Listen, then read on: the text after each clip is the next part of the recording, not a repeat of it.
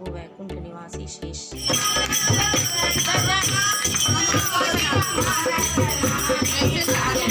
Hello, नमस्ते and welcome friend. जिसका इंतज़ार था वो आ गया। जी हाँ, हरतालिका तीज आ गई है और एक दिन पहले ही नाइट में क्या क्या प्रिपरेशन मैंने किया, किस तरीके से मैंने क्या चीज़ें की, वो मैं आपसे शेयर कर रही हूँ। तो फ्रेंड्स, जैसे होता है ना कि कोई भी चीज़ हो और उसके लिए सबसे पहले सफाई होना ज़रूरी है। तो मैंने अपने किचन को क्लीन किया। क्लीन करने के बाद जितने भी बर्तन थे पूजा में लगने वाले, उनको निकाल के साफ़ किया, क्योंकि एक दिन पहले से ही, नाइट से ही इसका काम चालू हो जाता है। तो इसलिए पहले से ही प्रिपेयर करके रख लेते हैं, जिससे बाद में दिक्कत ना हो। तो ये देखिए, जितने भी बर्तन थे, मैंने जो भी इस्तेमाल में लेने थे उसको मैंने वॉश करके रख लिया और फिर बनाया खाने की तैयारी की। फ्रेंड्स, कल तीज है और तीज की तैयारी करने से पहले घर में शाम को कुछ ना कुछ ऐसा बनता है, जैसे कि ये चने की दाल के जो पूड़े बनते हैं वो बनाएंगे, जिसे पराठा बोलते हैं चने की दाल का। तो मैं इसको सोख करके मैंने रखा हुआ है, अब इसको बनाएंगे। क्लीनिंग कर चुके हैं, सब कुछ क्लीन हो चुका है, साफ़ हो चुका है। अब सिर्फ इसको बना के रखना है और इन सब चीज़ों को बनाने के बाद रख करके फिर मैं मेहंदी लगवाने जाऊँगी। बाकी की तैयारी जो है धीरे धीरे मैं आपके साथ शेयर कर रही हूँ। और बहुत ज़रूरी होता है कि अगर आप कोई चीज़ कर रहे हैं, कोई फेस्टिवल है घर में और क्लीनिंग नहीं रहे तो मन में बड़ी बेचैनी सी होती है। इसलिए ज़रूरी होता है कि क्लीन करके, मतलब साफ़ सुथरा रहता है तो अपना भी मन अच्छा होता है और काम करने में भी मज़ा आता है। तो सबसे पहले मैंने खाने के लिए बहुत ही बढ़िया दाल का जो पीठा रेडी करते हैं उसको मैंने तैयार किया। चने की दाल का इस्तेमाल किया है। इसको मैंने पहले से ही सोख करके रखा हुआ था, करीब 4-5 घंटे के लिए सोख करने के लिए रखा था और ये अच्छे से सोख हो चुका है। अब इसको कुकर में मैं, क्योंकि जल्दी बनता है कुकर में, तो मैं कुकर को डाल करके ढक्कन बंद करके रख दूँगी। और दूसरी तरफ मैंने खीर चढ़ा दिया है, क्योंकि पूड़े के साथ खीर भी अच्छी लगेगी, इसलिए खीर बना रही हूँ, क्योंकि बच्चों को भी पसंद आता है। और ये देखिए, एक प्यारा सा बच्चा आ गया मेरे पास। ये देखिए, ये है छोटा बेबी, हेलो करो। और फिर दूसरे कढ़ाई में मैंने बना दिया पनीर की सब्ज़ी, जो कि बच्चों को बहुत पसंद है। शाही पनीर मैंने बनाई, क्योंकि उनकी डिमांड थी कि शाही पनीर बनानी है, तो मैंने शाही पनीर बनाई। और इसके देखिए क्यूब्स मैंने काटने थे, काट करके पनीर में फटाफट बना दिया। ज़्यादा वक्त नहीं लगता है शाही पनीर बनाने में और बहुत ही इजी रेसिपी है इसकी। अगर आपको उसको पूरा डिटेल में चाहिए होगा तो आप मुझे कमेंट में बताइएगा, मैं आपको बताऊंगी कि किस तरीके से बनाते हैं शाही पनीर। तो इस तरीके से मैंने शाही पनीर भी बना लिया और दूसरी तरफ मेरा दाल जो था कुकर में मैंने डाला था वो भी हो गया।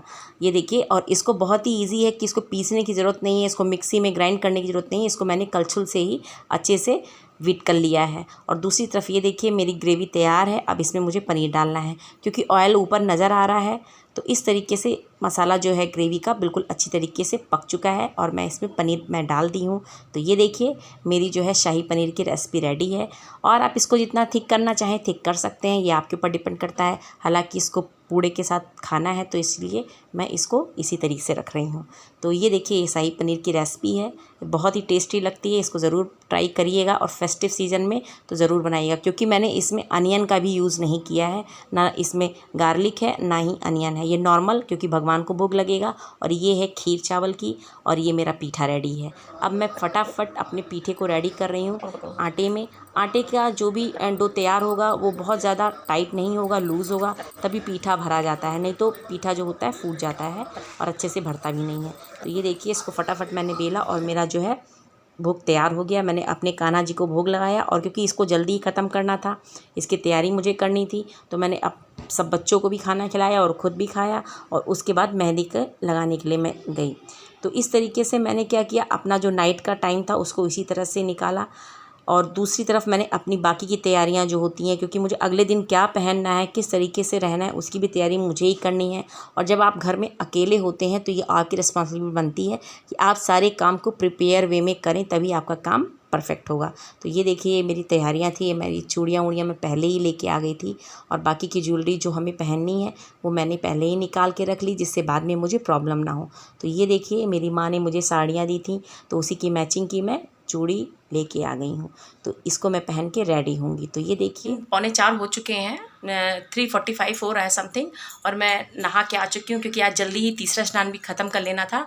तो मैंने ये आम की दतून ले करके, इस आम की दतून को करना रहता है, तो इसकी दतून की और नहा धो लिया है, सब हो गया है। अब सिर्फ तैयार होना है।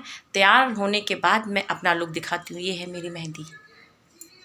अगर मेहंदी अच्छी लगी हो तो बताइएगा। बहुत ही सिंपल तरीके से और बहुत जल्दी में। तो चलिए तैयार होते हैं। मैंने चूड़ी भी एक डाल दी है, ये देखिए। तो चलिए बाकी की तैयारी करते हैं। तो ये देखिए मैं आपको दिखा रही हूँ अपना पूरा लुक साड़ी का। देखिए कैसी साड़ी लग रही है। ये साड़ी अगर आपको अच्छी लग रही होगी तो आप ज़रूर कमेंट करके बताइएगा, क्योंकि ये साड़ी का सिलेक्शन मेरी सिस्टर का है, मगर ये मेरी माँ की तरफ से गिफ्टेड है। तो ये मेरी तीज की साड़ी है। अगर होगा तो कमेंट में ज़रूर लिख के बताइएगा कि साड़ी आपको कैसी लगी, साथ में मेरी चूड़ियाँ कैसी लगी हैं आपको, और मेरा मेकओवर कैसा लगा आपको।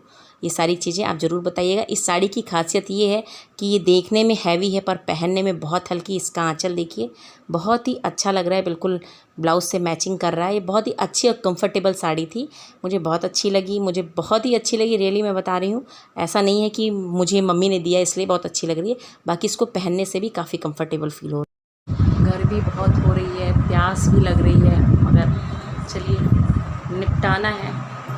पूजा है, श्रद्धा से करनी है तो सब कुछ सही। तो तैयार होकर के मैंने पहले घर की पूजा को ख़त्म की, क्योंकि घर में कहानी खुद पढ़ती हूँ, फिर बाद में मंदिर में भी जा कर के सब सुनती हूँ।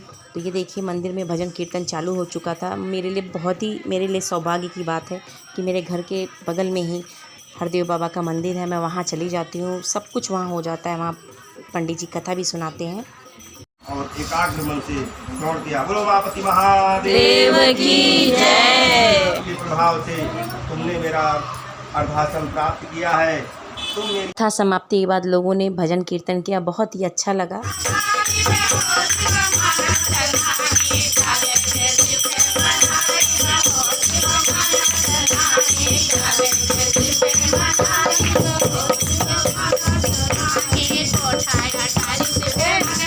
मैं पूजा करके आ चुकी हूँ मंदिर में। टाइम हो चुका है करीब 9 बजे का, और सब कुछ करके आई हूँ। बहुत थक गई हूँ, प्यास भी बहुत देर लगी है, मगर ठीक है, और थोड़ा टाइम इंतज़ार करना पड़ेगा। आवाज़ भी नहीं निकल रही है, तो बाकी सब कुछ हो चुका है और मैं भी अब थोड़ा रेस्ट करूँगी। फ्रेंड्स, इस तरीके से मेरी हरितालिका तीज का व्रत पूरा हुआ और मैंने बहुत ही एंजॉय भी किया। और अगर आपको वीडियो पसंद आई हो फ्रेंड्स तो लाइक करना ना भूलें। तब तक के लिए friends tata bye bye and take care.